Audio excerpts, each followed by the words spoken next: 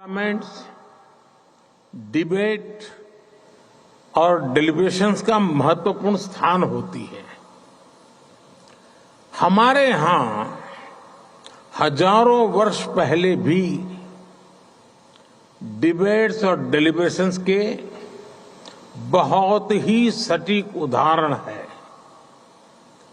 हमारे करीब 5000 साल से भी पुराने ग्रंथों में, हमारे वेदों में सभाओं और समितियों की बात कही गई है। इनमें एक साथ आकर समाज के हित में सामूहिक निर्णय लिए जाते थे। हमारे सबसे पुराने वेद ऋग्वेद में भी कहा गया है, संगच्छध्वम संवदध्वम सम मनासी जानताम, यानी हम एक साथ चलें, हम एक साथ बोलें और हमारे मन एक हो।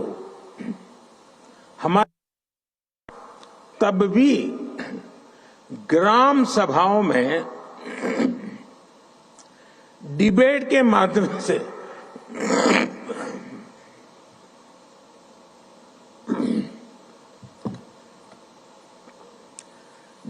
माध्यम से गांवों से जुड़े फैसले होते थे। ग्रीक दूत मेगास्थनीज ने भी भारत में जब इस तरह की व्यवस्था को देखा था तो वो हैरान हो गए थे। उन्होंने भारत के विभिन्न राज्यों के इस सिस्टम पर विस्तार से लिखा है। आप ये जानकर भी हैरान रह जाएंगे कि हमारे यहां तमिलनाडु में 9th सेंचुरी का एक शिलालेख है। इसमें विलेज लेजिस्लेटिव्स के रूल्स और कोड्स का उल्लेख है। और आपके लिए ये जानना भी बहुत दिलचस्प होगा कि 1200 साल पुराने उस शिलालेख पर यहां तक लिखा हुआ है कि किस मेंबर को किस कारण से, किस परिस्थितियों में डिस्क्वालीफाई किया जा सकता है। ये 1200 साल पहले की बात मैं कर रहा हूं।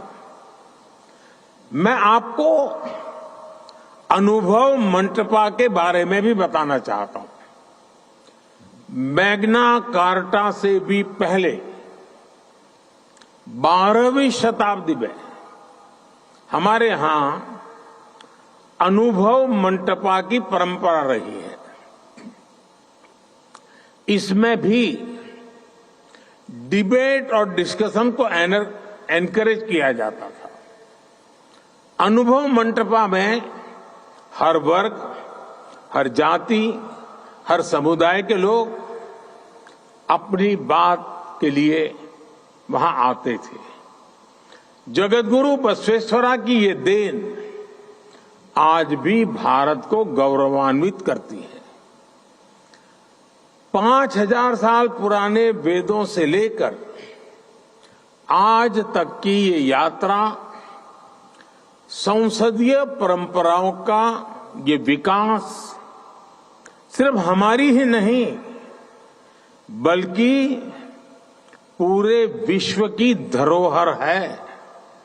साथियों, समय के साथ भारत की संसदीय प्रक्रियाओं में निरंतर सुधार हुआ है। ये प्रक्रियाएं और सशक्त हुई है। भारत में हम लोग जनरल इलेक्शंस को सबसे बड़ा पर्व मानते हैं। 1947 में आजादी के मिलने के बाद से अभी तक भारत में 17 जनरल इलेक्शन और 300 से अधिक स्टेट असेंबलीज इलेक्शंस हो चुके हैं। भारत दुनिया का सबसे बड़ा इलेक्शन ही नहीं कराता, बल्कि इसमें लोगों का पार्टिसिपेशन लगातार बढ़ रहा है। 2019 के जनरल इलेक्शन में देशवासियों ने मेरी पार्टी को लगातार दूसरी बार विजयी बनाया है। 2019 का जनरल इलेक्शन ह्यूमन हिस्ट्री की सबसे बड़ी डेमोक्रेटिक एक्सरसाइज थी। इसमें 60 करोड़ यानी 600 मिलियन से अधिक वोटर्स ने हिस्सा लिया है। आप कल्पना कर सकते हैं, तब भारत में 91 करोड़ यानी 910 मिलियन रजिस्टर्ड वोटर्स थे। ये पूरे यूरोप की कुल पॉपुलेशन से भी अधिक है। भारत के कुल रजिस्टर्ड वोटर्स में से 70% के आसपास का टर्नआउट ये दिखाता है कि भारत में पार्लियामेंट्री प्रैक्टिसेस पर लोगों को कितना ज्यादा भरोसा है। और इसमें भी एक इम्पोर्टेंट फैक्टर का सबसे अधिक पार्टिसिपेशन रहा। 2019 के इलेक्शन में भारत की महिलाओं ने रिकॉर्ड संख्या में वोट डाला। और साथियों, सिर्फ संख्या में ही नहीं, बल्कि पॉलिटिकल रिप्रेजेंटेशन के मामले में भी भारत के चुनाव जैसा उदाहरण आपको दुनिया में नहीं मिलेगा। 2019 के जनरल इलेक्शन में 600 से ज्यादा पॉलिटिकल पार्टीज ने हिस्सा लिया था। इन चुनाव में 1 करोड़ यानी 10 मिलियन से ज्यादा गवर्नमेंट एम्प्लॉयज ने इलेक्शन का काम किया था। पोलिंग स्टेशन बनाए गए थे। साथियों, समय के साथ भारत ने इलेक्शन प्रोसेस को आधुनिक टेक्नोलॉजी से भी जोड़ा है। भारत करीब 25 साल से इलेक्ट्रॉनिक वोटिंग मशीन ईवीएम का इस्तेमाल कर रहा है। ईवीएम के उपयोग से हमारे यहां चुनाव में ट्रांसपेरेंसी और चुनाव प्रक्रिया में एफिशिएंसी दोनों बढ़ी है। भारत में वोटों की गिनती शुरू होने के कुछ ही घंटों में चुनाव परिणाम आ जाते हैं। अब मैं आपको एक और आंकड़ा दे रहा हूं। ये सुनकर भी आप चौंक जाएंगे। आपको पता होगा कि अगले साल भारत में फिर एक बार जनरल इलेक्शन होने जा रहा है। इस इलेक्शन में 100 यानी 1 बिलियन लोग वोट डालने जा रहे हैं। मैं P20 समिट में आए आप सभी डेलीगेट्स को अगले वर्ष होने वाले जनरल इलेक्शन को देखने के लिए अग्रिम निमंत्रण देता हूं।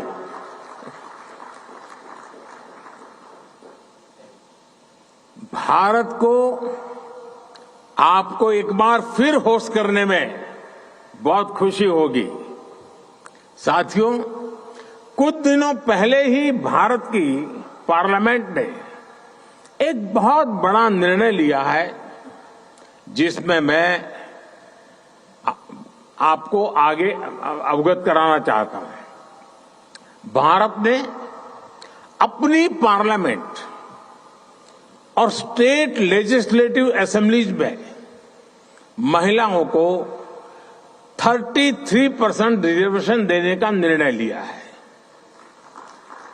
भारत में लोकल सेल्फ गवर्नेंस इंस्टीट्यूशंस में करीब 32 लाख यानी 3 मिलियन से अधिक इलेक्टेड रिप्रेजेंटेटिव्स है। इनमें से करीब 50% विमेन रिप्रेजेंटेटिव्स है। भारत आज हर सेक्टर में विमेन पार्टिसिपेशन को बढ़ावा दे रहा है। हमारी संसद द्वारा लिया गया हाल का फैसला हमारी संसदीय परंपरा को और समृद्ध करेगा। फ्रेंड्स, भारत की संसदीय परंपराओं पर देशवासियों के अटूट विश्वास की एक और बड़ी वजह है जिसे आपको जानना और समझना बहुत अहम है। ये शक्ति है हमारी विविधता, हमारी विशालता, हमारी वाइब्रेंसी। हमारे यहां हर आस्था के लोग हैं। सैकड़ों तरह का खान पान, तरह का रहन सहन हमारी पहचान है। भारत में सैकड़ों भाषाएं बोली जाती हैं। हमारे यहां सैकड़ों बोलियां हैं। लोगों तक पल पल की सूचनाएं पहुंचाने के लिए 28 लैंग्वेजेज में 900 से ज्यादा टीवी चैनल्स भारत में है एंड 24/7 है। करीब 200 लैंग्वेजेज में हमारे यहां 33,000 अलग अलग न्यूज़पेपर्स पब्लिश होते हैं। हमारे यहां सोशल मीडिया के अलग अलग प्लेटफॉर्म पर लगभग 3 बिलियन यूजर्स हैं।